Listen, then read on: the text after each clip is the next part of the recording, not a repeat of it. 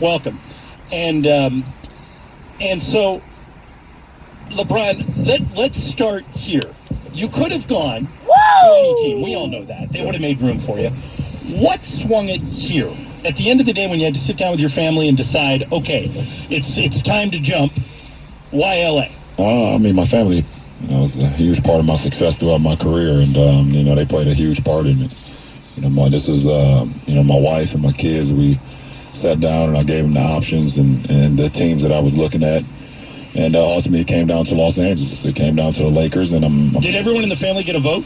Yeah, absolutely, all the way down to my daughter. So, and how old's your daughter? My daughter, she'll be 4 next month. And she signed off? She signed off, yeah, she signed off. And coming here as opposed to going, now the idea of a super team is really big. You elected to come here, which may be more of a new opportunity, right. A fresh opportunity. Talk about that decision. Yeah, the decision came down to ultimately I still want to win, and I know this franchise, and with Magic being here and Rob, I've had a relationship with those guys, and also Jeannie, and I know that this franchise belongs and wants to be at the top of the helm, as they've always been. So, when I got an opportunity to talk to Magic and sit down and talk about what, his vision was, and, knowing how much of a champion he is, not only on the floor but off the floor, it kind of fit right into my DNA as well, knowing that they're not settled with just being mediocre. You would never think of the Lakers as a mediocre franchise. You don't think of the Yankees like that. You don't think of the Giants like that. You don't think of the Cowboys like that. And no matter if they win or lose, they always have that championship DNA, that championship mind. So it made it easier for me. Last year, you played for the Cavs. They met the Lakers twice. The Cavs won in Cleveland. The Lakers won the game here. Yeah. You played against all these young guys. Now you've had a chance to play with them. Is there anybody in that group that surprised you that you thought, now that you're playing with him, is maybe better than you thought he was or different than you thought he was? I didn't know how, B.I.'s length. When you go against him, you kind of Brandon Ingram. Yes. Yeah. When you're around him, you get a sense of how long, his length is, not only, his wingspan, but, the way he plays the game. And, I'm looking forward to seeing him continue to grow. Kuz is definitely, used this summer, to become, very, very dynamic. And I watched him, throughout the summer and also on some of our runs. Obviously with Zoe getting the cleanup in his knee, he hasn't been able to get out on the floor and play 5-on-5 with us. But if you look at him, you can see he's a lot stronger. He put in a lot of work into the weight room. So we look forward to that, man. But it's going to be exciting. I'm looking forward to, getting on the floor with these young guys, getting up and down and running. My high school and little league coaches always told me I'll fit like a West Coast player, and I always asked them why. They said because West Coast players like to run. They just run, and I'm looking forward to it. Last year after one of your games with the Lakers, you said something to Lonzo. We don't exactly know what it was. Can you tell us kind of the gist of it? Well, the gist of it was, at the end of the day, no one can define who you are but yourself.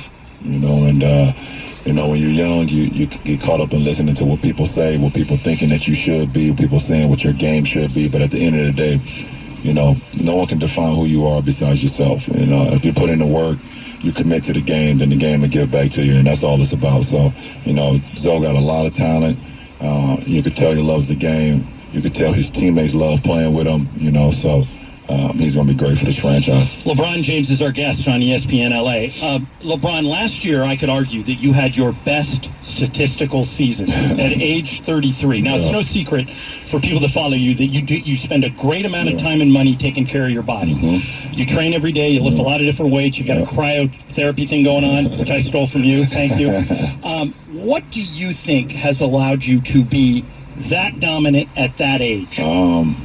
First is just commitment to the game itself. Never taking the game for granted and never taking any shortcuts. I'm a huge believer, and I pride myself on the process.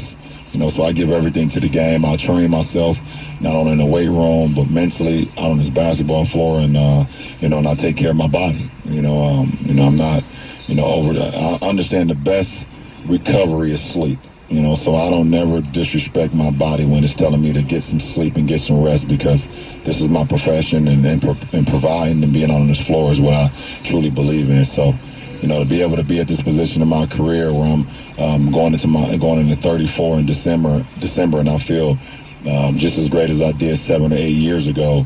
It's pretty amazing. Yesterday Tiger Woods won his first tournament in 5 years. He actually said something about you in the spring. He said what LeBron has done is remarkable, to be able to adjust because we're not going to be as athletic as we used to be, and you've got to do it in different ways to be fluid and still that talented and be that good. What are your thoughts on Tiger Woods winning his first tournament in 5 years?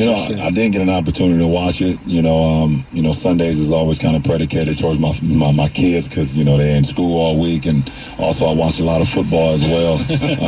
But I think it's a testament of him just never giving up no matter what, and like I said about Zoe, no one can define who you are besides yourself, and and especially in a sport like golf, when you are just an individual, or tennis, where you can only look at yourself. So, I think it was great for the game of golf. I know it had to feel good for himself to know that he's back where he belongs, and he is the champion that he's always been. But you're only defined by you, and no matter what everybody else say, because nobody can ever walk in your shoes, and usually that's where it comes from. So, it was a proud moment for himself, I bet. All right, LeBron, without doubt, my favorite thing you've ever done is the Promise School. I love that story. I could talk about it all day. Thank you. But here's what I want to get to. And by the way, if you don't know what I'm talking about, just Google LeBron James Promise School. It is a public school, and that's the key in this. It is a public school where LeBron has partnered with the Akron School District for at-risk kids. So these were kids that were struggling, and now they're going to go to this brand new school. Now, I know at some point you guys all had a meeting, and you said, let's try and do this. And at the end of it, all of a sudden, you've got college tuition for anyone who graduates, free meals all day, GED and job placement for the parents, bikes and helmets. What's the one thing that you said when it was all said and done, you thought, man, I never thought we'd get that, and you got it? What are you most proud of that you were able to get? I'm most proud of the meals throughout the whole day, and not just breakfast and not just lunch. And everybody, I grew up on breakfast and lunch, but there was a point in time in the day where I was like, man, I need a little bit more energy. I wish I had a snack. We provide our kids with a snack as well. When that point in time of the day when you like, oh, I need something to keep me going, we provide our kids with that as well to keep them going. So, didn't know if we can get it done, but we got it done, and the kids definitely enjoyed it. It's great. It is an amazing project. So, last week the Hollywood Reporter did a big story about all of the entertainment stuff you're working on with Maverick Carter. You've got Space Jam 2, and Ryan Coogler's involved there. You've got a mini-series with Octavia Spencer. You've got Shut Up and Dribble. What's the through line? What's the theme of all the projects that you're working on? It's all about being authentic and being able to tap into people's emotion, where they feel like they've been there in their time in life, or they can understand that character. Like you said, the film that we have with Octavia Spencer is the biopic of Madam C.J. Walker, who was the first black African-American millionaire, back in the 1920s. Wow. So a lot of people don't know her story. She started hair products back in the 1920s and became a self-made millionaire, or self-woman millionaire, which at the time was unbelievable. Which is unbelievable. $1 million in 1920s is we can only imagine. So for her to be able to do that, and for me to do a project like Shut Up and Dribble, obviously we know the history behind that and the story behind that, but just doing Space Jam with Ryan Coogler, obviously Ryan Coogler being as great as a director and writer he is, doing one of my favorite movies of the year in Black Panther. And also I have a couple more things that we got going on that's been great. Warriors of Little Liberty down in Miami, following these kids out of Liberty City that are very unfortunate and obviously go through the same things that I went through as a kid being in inner city. So being able to find their stories and using football as a tool to help these kids become great. So, I'm happy to be a part of it. But like you said, being able to tap into, the everyday emotion of humans with these characters and these people means a lot to me, because I believe stories and true stories is what we all built on. All right, last thing for you, LeBron. the face of the Lakers is a pretty cool job. As you know, not very many guys have had it. Jerry West had it, Wilt had it, Kareem, Magic. The last guy that had it was Kobe, your Olympic teammate. Yeah. And I think for some reason people out there think that there's this competition between you and Kobe. I know better. What have you had a chance to talk to Kobe since you signed? What's your relationship like with him now? And just talk a little bit about the fact that you're taking over as the face of the Lakers from a guy you really respect. Well, yeah, I mean, absolutely. I mean, he was one of the first people to text me when I signed with the Lakers and just told me, welcome to the family. We're family, and and that means a lot. Just because, I can even go all the way back to when I was in high school, and you look at guys, and it was a point in time for me to make the decision if I was going to go to college or go straight to the pros. And obviously, I made the right decision for myself to go straight to the pros. But you look at guys who made that jump before you. It was like the Kevin Garnett, it was the Tracy McGrady, and it was the Kobe Bryant.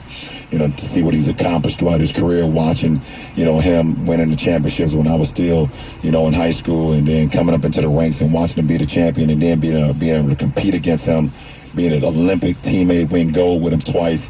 You just admire someone like that dedicated himself to the game of basketball, and only to the game of basketball every single day. So to be playing for an historical franchise where you had Magic, and you had Kareem, and you had Jerry West, you had Wilt, you had Shaq, you had Kobe, and people know my name as well. It's an honor. Most of all, thank you for doing this, man, and welcome. Yeah, welcome here. I moved here from Toledo, Ohio.